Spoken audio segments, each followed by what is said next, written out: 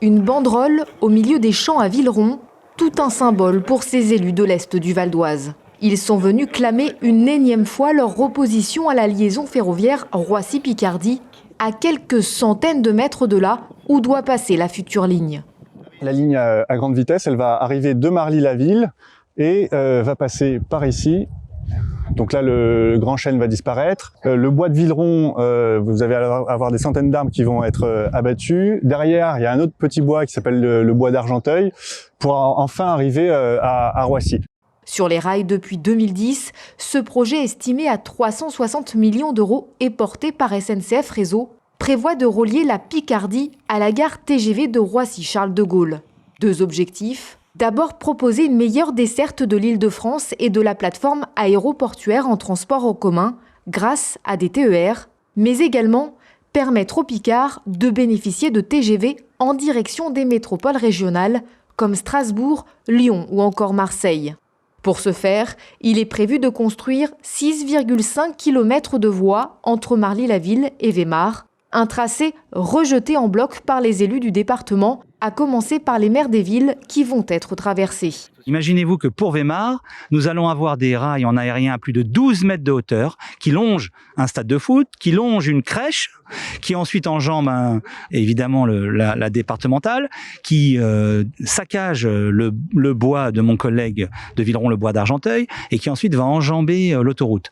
On est donc un projet qui n'a aucune espèce de considération aussi bien pour les agriculteurs que pour l'ensemble des habitations qui vont avoir de 5h du matin à 23h, non-stop, des trains qui passeront à quelques centaines de mètres de leurs fenêtres.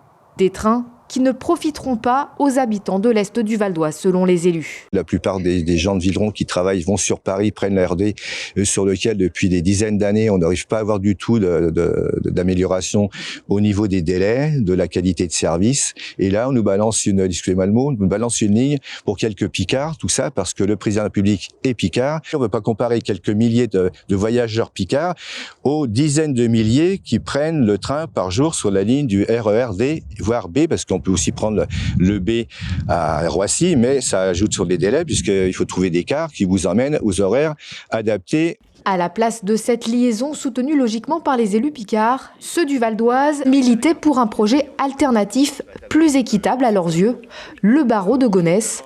Enterré par l'État, il avait vocation de relier le RER D au RER B.